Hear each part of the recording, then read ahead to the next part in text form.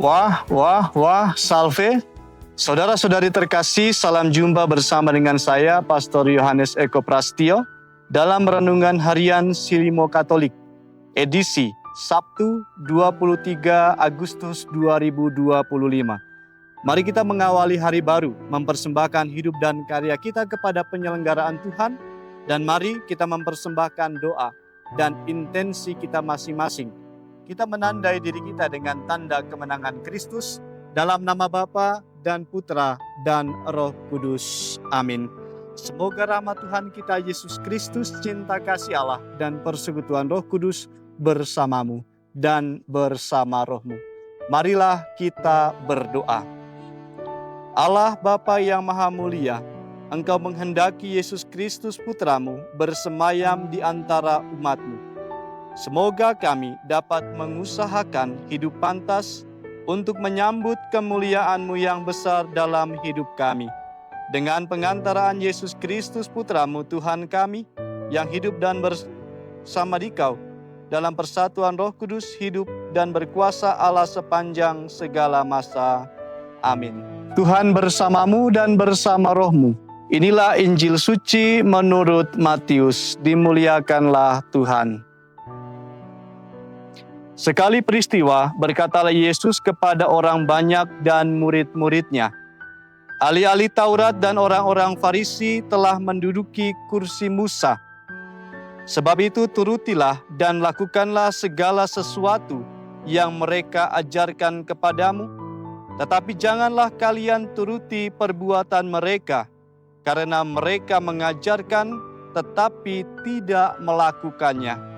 Mereka mengikat beban-beban berat, lalu meletakkannya di atas bahu orang, tetapi mereka sendiri tidak mau menyentuhnya. Semua pekerjaan yang mereka lakukan hanya dimaksud supaya dilihat orang. Mereka memakai tali sembahyang yang lebar dan jubah yang panjang. Mereka suka duduk di tempat terhormat dalam perjamuan, di tempat terdepan di rumah ibadat. Mereka suka menerima penghormatan di pasar dan suka dipanggil rabi. Tetapi kalian, janganlah kalian suka disebut rabi, karena hanya satulah rabimu, dan kalian semua adalah saudara. Dan janganlah kalian menyebut siapapun bapa di bumi ini, karena hanya satu Bapamu, yaitu Dia yang di surga. Janganlah pula kalian disebut pemimpin, karena hanya satu pemimpinmu, yaitu Kristus. Siapapun yang terbesar di antaramu, hendaklah ia menjadi pelayanmu. Barang siapa meninggikan diri, dia akan direndahkan, dan barang siapa merendahkan diri, akan ditinggikan. Demikianlah sabda Tuhan. Terpujilah Kristus. Saudara-saudari terkasih, sahabat Silimo Katolik yang terkasih, tema permenungan kita hari ini ialah tentang jangan hanya pandai bicara, tetapi hidupilah. Saudara-saudari terkasih dalam Kristus, dalam Injil hari ini, Yesus berbicara dengan tegas, bahkan cukup keras. Ia menegur para ahli Taurat dan orang-orang Farisi, bukan karena ajaran mereka salah, tapi karena hidup mereka tidak sesuai dengan ajaran itu. Mereka mengajarkan tetapi tidak melakukannya. Mereka mengikat beban berat, tetapi mereka sendiri tidak mau menyentuhnya. Yesus melihat bahwa mereka pandai berkata-kata, tetapi tidak mau menjalaninya. Tampilannya saleh, tapi hatinya kosong.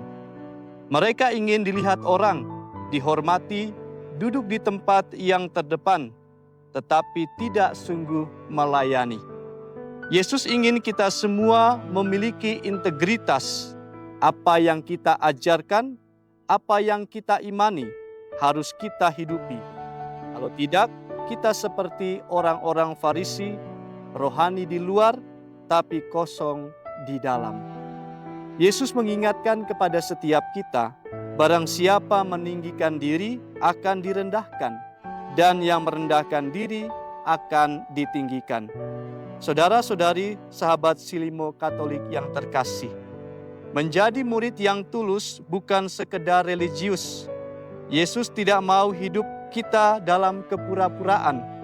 Dia mencari orang yang hidup jujur, melayani dalam iman, tidak sibuk mencari pujian, tapi sungguh-sungguh mengasihi sesama yang lain.